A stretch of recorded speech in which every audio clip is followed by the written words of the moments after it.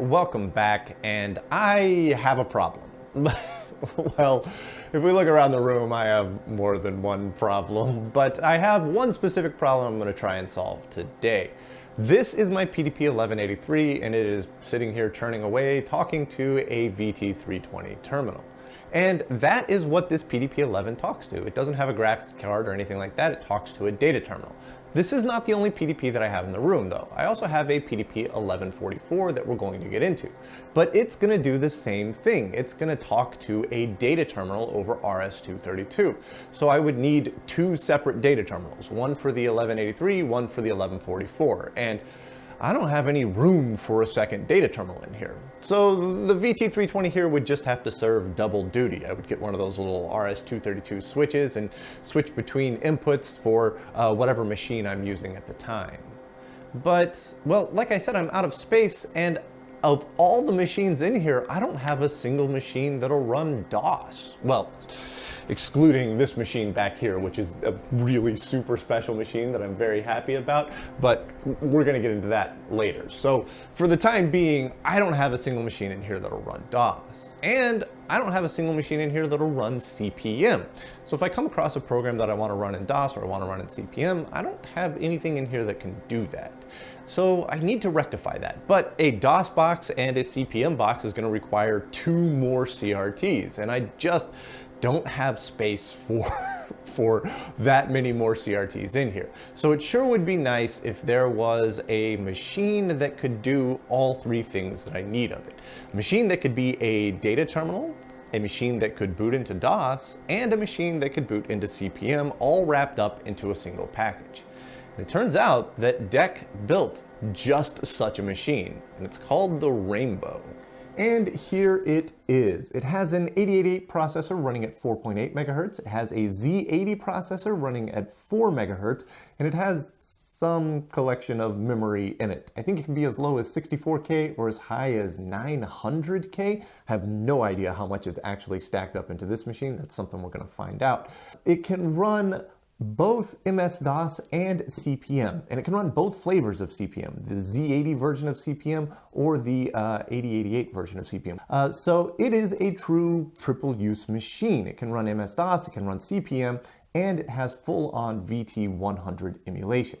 Sounds perfect, right? Well, not quite. You'll notice that the floppy drive on the front is an RX50. This is a very strange floppy drive. You actually put two floppy disks into a single full-height 5 1/4 drive, but they're only single-sided each, and they share a spindle, which is really interesting.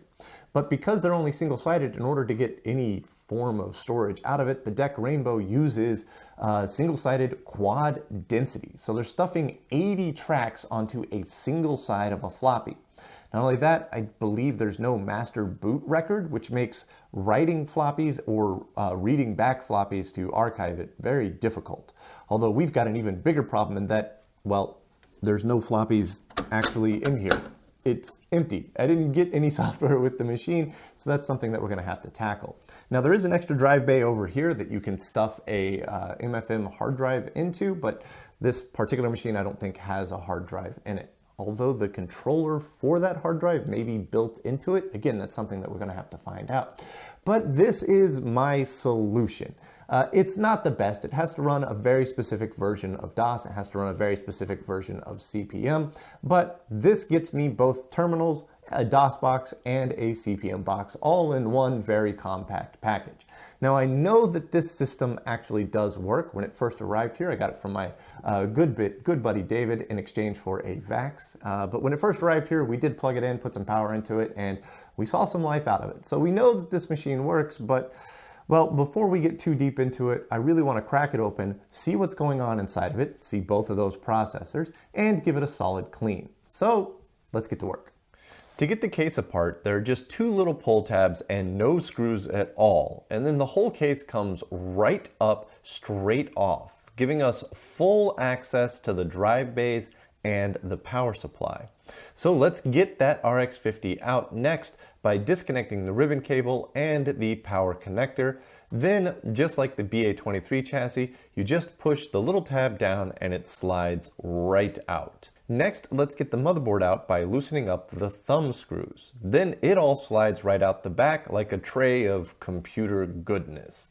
With that out, let's work on the power supply next by removing the power cable, then the fan cables, and then disconnecting the tie-down latch. And just like that, the power supply lifts right out. So let's take a look inside that power supply. We can get to it by removing 4 screws and snipping the zip tie securing the cables. Then the top rotates off, giving access to the inside, and then the cables can be unplugged, allowing the top to come completely free. Finally, let's pull all of the expansion boards off of the motherboard. And again, no tools necessary. Just pop them out of the plastic clips and they come right up, easy peasy. I am incredibly impressed with the way that DEC built this thing. Aside from the 4 screws that I took out to get into the power supply up here, there's no tools needed to take this entire thing apart down to this level. It's very cool, very well made. But this is our main board. You can see we've got our 8088 processor right here, and we've got our Z80 processor right here. Really rare to see both of those in such close proximity to each other on a single board, but here we go.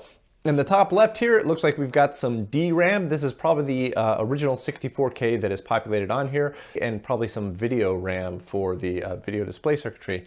Then we have 3 ROMs here and some other ICs that I don't quite recognize that are big. It might be ROMs, might be something else, but that probably contains all of the built-in code that gets you to the boot up menu and stuff like that. Then around the board, they have these really cool big connectors that all of the expansion cards connect into. Now this machine only had 3 expansion cards in it. The first expansion card here is the floppy controller. It goes on the side over here, and that's what our floppy drive plugs into. It does look like we're missing the Winchester controller, which would have gone along this top edge here.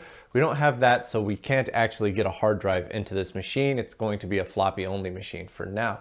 But as we move on to the next 2 cards over here, this one right here is the PC100B memory extension, and it's populated with 41 256 chips. There's 9 of these chips, so that would be 8 bits plus parity. So I think that's going to push total RAM up to like 320K or something.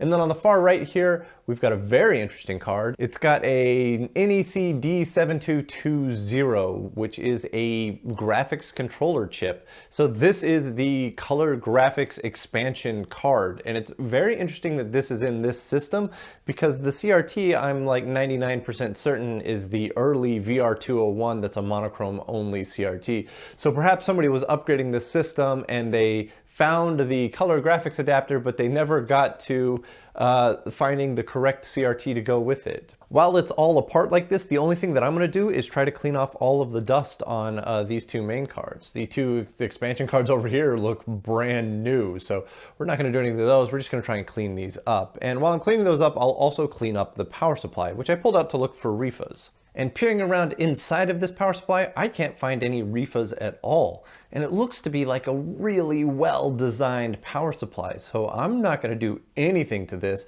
other than just blow it out. There is a pretty big bend in it right here where the power cord plugs in, so maybe something ran into it or somebody was pushing it up against the wall and the power cord jammed into the back here. I might try to straighten that out, but you know, the whole thing fits in there just fine anyways with the bend, and it's on the back. You can't really see it, so I don't know, I might just leave that as it is. But man, DEC is really killing it with the construction of this machine. It is awesome. The only thing left to do now is to clean it up, put it back together, and turn it on. To clean the boards off, I just use a nice soft paintbrush to break all of the dirt and dust loose. Then I briefly hit it with compressed air to blow the dust away, being very careful not to hit it with too much pressure or try to get any moisture or anything condensing on there. And while I have the air hose out, I'll blow out the power supply too. Next, let's give the whole machine a good scrub down, starting with the main chassis. And I like to use Windex as it works surprisingly well and is really safe on old plastics. We'll give the RX-50 a good wipe down too, and it's cleaning up really well. Then we'll give the main case a good wipe down, And there were lots of scuff marks and some discoloration, but it looks like it's going to clean up really well. Next, let's get the expansion cards back in, starting with the RAM expansion, then the graphics expansion, and finally the floppy controller. And they just all pop in and connect up so easy. Then we'll slide this whole tray of computer back into the main chassis and lock it down with the thumb screws. Next, let's get the top back onto the power supply, and I'll just put some new zip ties on to replace the ones I cut earlier. Then we just set the edge of the power supply in place and rotate it down, locking it in place with the tie-down latch. We'll follow this up with the RX50, which slides right in, and then the top just sits straight down and the pull tabs latch into place, holding it all very secure. We're not done yet though. The CRT needs a good cleaning as well. The glass is a little smudgy and the back has had something spilled on it at some point in its life. Also, the stand to adjust the angle is not working correctly either, so we need to fix that too. To get the case off, it's just one screw on the back. Just pop the cover off, remove the screw, and the whole thing slides free. And here's the latch that needs fixing. And it's actually not broken, it's just missing a few screws is all. 2 new screws go in and it works like a top. Then a good wipe down to clean everything up and get it looking nice and shiny, followed by putting the case back on and giving the CRT face a good cleaning as well. And that's cleaning up really nice. There we go, all cleaned up and looking mighty fine. I am really happy with how well this thing cleaned up. This is not the original keyboard that came with it. The LK201 that came with it didn't work when we powered this up many months ago. So this is just the keyboard off of the VT320, but it should work totally fine. So we'll go ahead and flip the switch here. That will put power on. Hopefully nothing goes up in smoke. It'll take it a couple of seconds for an image to come up on the CRT here. We should hear the floppy drive here do some seeking when it does some boot up self-testing stuff. There it goes. Yep. We had a beep. We should be getting something on the CRT here. Maybe I hit the adjustment pots here on the back. Oh, there we go. Yeah, check that out. See owner's manual, message 24, new memory size 384K. I guessed 320K, so I was off. But look at that, we have a working Rainbow 100 with 384K of memory, but unfortunately we can't really do anything with it from here. I can hit T to get into terminal mode and I can hook it up to my 1183, but really what we really want to see out of this is booting from the floppy drive here, which means that we got to figure out how to get some form of software onto a floppy disk so we can try to boot from it. So that's our next step. We're going to need a floppy drive for this, and fortunately I have a spare RX50 that we can use, and we need some way to communicate with the laptop, and for this I'm going to use a Greaseweazle. To make the pinouts match up though, I'm going to use this little D-bit floppy adapter. And finally I need something to power all of this junk, so this spare Corsair power supply should do the trick. All right, I've got my laptop out and I think we're all set up ready to go. I've got a USB cable coming out of my laptop into the Greaseweazle. Then we have a ribbon cable out of the Greaseweazle into the floppy adapter. Then another ribbon cable out of the floppy adapter into the RX50. And all of this madness is powered by a spare Corsair CX430 power supply that I had laying around. And I put a little jumper in it so that way it turns on as soon as I flip the switch. And with this, I think we should be able to copy some image disks over to floppy disks. This is a little interesting. Now I found 2 types of disk images when I was hunting for Rainbow software on the internet. I found a .imd and a .td0. The .td0s I think are teledisk formats, which are like a weird proprietary format that nobody really knows much about, and I'm not going to try and mess with that today. That's going to take many more hours of figuring out than I'm prepared to spend. But the .imds should go straight onto the RX50. And so I'm going to use the Greaseweazle to do this, and you could do it all from the command line, but I find using a GUI to be much simpler. So we're just going to use a Greaseweazle GUI called Greaseweazle GUI. It's not really that crazy sounding. All right, now that we have the GUI open, we'll just select write to disk. Looks like our only serial port is COM5, so we'll hit select on that. And then we get this interesting GUI where we have a bunch of options. And I think I figured out what most of these should be. We're gonna do F7 drive select and leave it at A. Then we're going to do cylinder sets, and instead of having two different cylinder sets, 0 to 34, 35 to 79, we're just going to do 0 to 79 because we're doing 80 tracks on one side. So we'll just update that right quick. And then we're going to do headsets. Instead of 0 and 1, we're just going to do 0 because it's only a single-sided drive. And then for disk type, we're going to select IMD. We'll leave format as unspecified format. And then we'll click select file. We'll go up and we'll pick a disk image here. And we've got a couple IMDs to choose from here. I think we're going to go with DIAG. That is a pretty solid diagnostic program from what I've heard. I've never run it, but supposedly DEC built really great diagnostic programs for this. So let's try to get that writing. Now we're almost ready to go. I do need a floppy disk. So I'm going to take a floppy disk and I'm going to slide it into the drive here. And then we'll go ahead and close the door on it. We'll flip the power on for everything. I think that's going. I don't know. Let's hit launch and see what happens.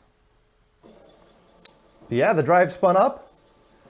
T0, writing track 0, writing track 1, 2, 3, 4, 5. It's working so far. The real problem here is going to be when we crack track 40. If it's trying to write dual-sided or we made a mistake somewhere, it might crash at track 40. So we're just going to sit here, cross our fingers, and hope it makes it all the way to track 79 with no problems. All right, we're coming up on the end. Track 78, track 79, all tracks verified.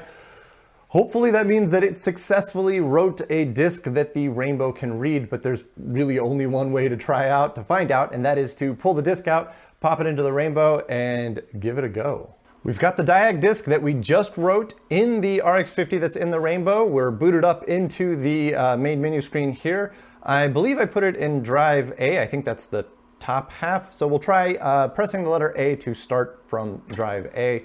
Yeah, it's reading that disk. You can see we got a blinking cursor at the top here. It's a wonderful sound. Oh, all right. Rainbow 100 Diagnostic Diskette version 2.0, copyright 1983. And then we have a main diagnostic menu here. Test drives A and B, test computer, display individual test menu, or for install new diagnostic. So let's go to individual test menu. We'll do number 3 here, and then we'll hit enter on that. Oh, that's cool. So we've got 2 memory tests. We have an 8088 memory test and an 8088/Z80 memory test. Let's start with number 1 here, see what the memory test for that does. Individual diagnostic test, memory 8088, system memory size 384K. Subtest 1, main memory is 64K. Our execution count is 20, 19, 18. I wonder if that's going to count down for a very long time. So we'll just let it go. This is really cool. All right, I got way too impatient. The memory test was taking forever, which is good, I guess. It means that it's testing it pretty thoroughly, but man, I can't wait that long. So I went ahead and wrote 2 more floppy disks, put CPM on one and DOS on the other. Let's see if we can achieve the goal that I set out to at the beginning of this video, and that is to have a machine that can do 3 things: boot CPM, boot DOS, and work as a terminal. So we'll start with CPM. We'll hit drive A, which I think is the CPM disk. Yeah, there we go. CPM 86/80 loading. There we go, version 2.0, copyright 1981, Digital Research Inc., copyright 82 and 83, Digital Equipment Corporation. We just booted CPM on this machine. Let's do a directory of A, see what's in there. We've got some files, I guess. I don't know. There's some other stuff going on in here, but that's really exciting. But that's That's only half the battle. So we'll hit setup here, and this is how you reset the computer. You do control setup from the setup menu. So we'll do control setup. That's going to reset the machine. There we go, testing. Should get us back to the main menu. There we go. Let's try to boot from drive B now. I can see it's reading this. There we go. MS-DOS loading. Copyright 1983, Digital Equipment Corporation. MS-DOS version 2.05. Current date is Saturday, 10/01/1983. Yeah, sure, that sounds like a good date. We'll go 10-01-1983.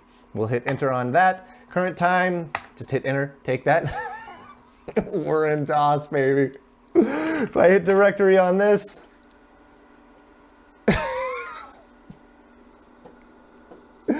check that out. We have a ton of stuff hanging out in here, although I think it's mostly just, you know, like check disk and disk copy and utilities, but we're fully into Microsoft DOS, and we did it without even having to get out of my chair. Just hit reset and boot into a different drive to boot into DOS. This is a true dual purpose machine. That is awesome. But we have one more test. Can we boot the PDP 1183 and use this as the data terminal for it? Let me get that 1183 up on the desk here, and we're gonna give that a test. All right, last hurdle. We'll hit T to go into terminal mode. I'll flip the switch on the 1183 here. Testing in progress. Please wait. That's coming from the 1183. This thing is absolutely working as a terminal. I just heard the MFM drive and that thing spin up. There we go, fully booted into the PDP 1183. I've learned a little bit since the last episode, and we can actually get to a prompt here, and if I type dir, we can see a directory listing of everything that is on that hard drive. And yeah, the Rainbow is working beautifully as a terminal for the 1183. So there we go, full on triple boot system. Matter of fact, we can just hit control setup and then control setup to reset. This will take us back to the main menu. The 1183 is still sitting there churning, thinking that the terminal's just been disconnected. And then we'll just go ahead and hit A and boot into CPU. How cool is that? Under 30 seconds, I went from being a terminal for the 1183 to fully booted into CP/M, and we could do it again into MS-DOS. This is just brilliant. I love this machine. There we have it. The Rainbow is 100% working. David, I want to thank you so much for hooking me up with this machine. It's going to get a lot of use, both as a DOS box and a CP/M box, but also as a data terminal for our 1183 and our 1144 whenever we get around to bringing that machine up. I just can't get over the fact of how quickly you can switch between all three different modes. I could go from DOS to CP/M to terminal mode all in under 60 seconds. What an epic machine. Granted, it's not the best version of CP/M and it's not the best version of DOS, and it has its own quirks that kind of led to it being a failure in the marketplace, but I love it all the same. This thing is absolutely epic. So I want to thank you guys so much for watching, and I hope to see you next time.